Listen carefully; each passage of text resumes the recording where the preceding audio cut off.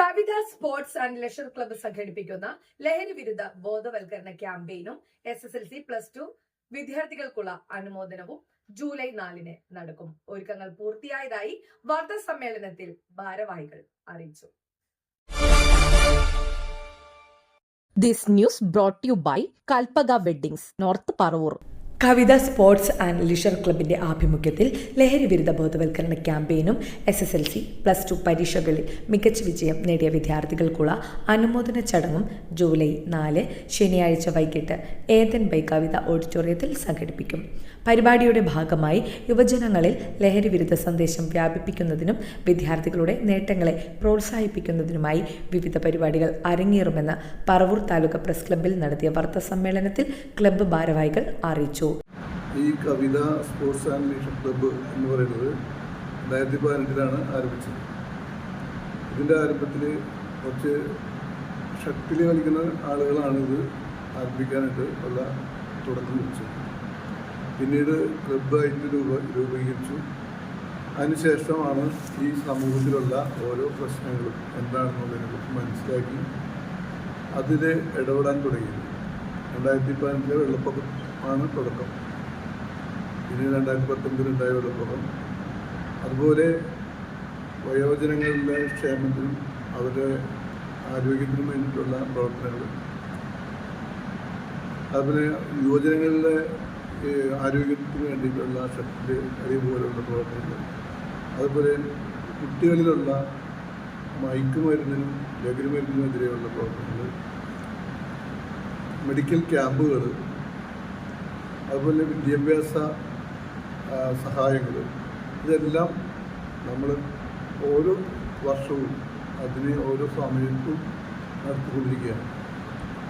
ഈ പ്രവർത്തനങ്ങൾ വളരെ കൃത്യമായിട്ടും കാര്യക്ഷമമായിട്ടും സമയബന്ധിതമായിട്ടും കൃത്യമായിട്ട് വളരെ പുരോഗതിയിലേക്ക് വന്നുകൊണ്ടിരിക്കുന്നു. ഓരോ വർഷവും 2015 തുടങ്ങിയ ഈ പ്രവർത്തനങ്ങൾ അത് ഓരോ വർഷവും വെച്ചടി പുരോഗതിയിലേക്ക് വന്നുകൊണ്ടിരിക്കുകയാണ്. അപ്പോൾ ഇതിൻ്റെ ആ ഒരു പ്രവർത്തനങ്ങൾ നമ്മൾ മാത്രമല്ല, നമ്മുടെ ഈ നാട് മാത്രമല്ല, അത് പുറത്തേക്കും മറ്റുള്ളവരിലേക്കും ഇതറിയണമെന്നുള്ള ഉദ്ദേശത്തിലാണ് നിങ്ങളെ ഈ പ്രസ് മീറ്റിംഗ് വെച്ചിട്ടുള്ളത്.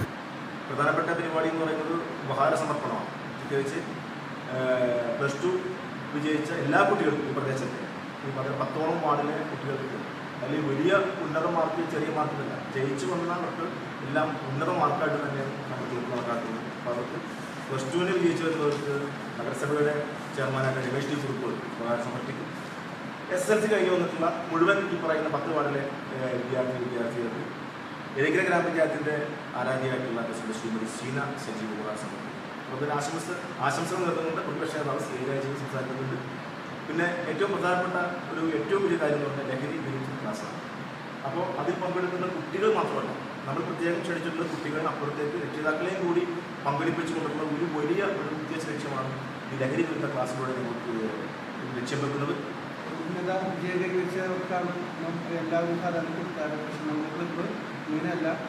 ഈ 10 വാർഡിലും SSLC +2 പാസ്സായ എല്ലാ കുട്ടികൾക്കും നമ്മൾ അനുമോദിക്കുന്നു.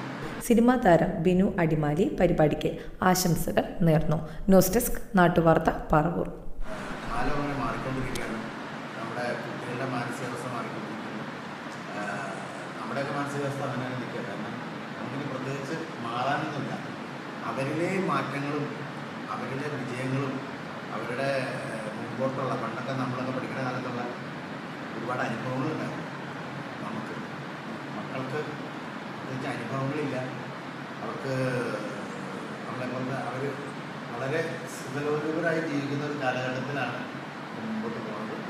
അപ്പോൾ അതുകൊണ്ട് നമുക്ക് ഒരുപാട് ചർച്ചയിൽ വെക്കേണ്ട ഒരു സമൂഹത്തിന് അല്ല പുതിയ തലമുറയ്ക്ക് കൈകാര്യം ചെയ്യേണ്ട, അവരെ ഓർമ്മപ്പെടുത്തേണ്ടതായിട്ടുള്ള ഒരുപാട് കാര്യങ്ങൾ ഇതുപോലുള്ള ക്ലബ്ബുകൾ ഇങ്ങനെ നമുക്ക് സാധിക്കാൻ കഴിയും.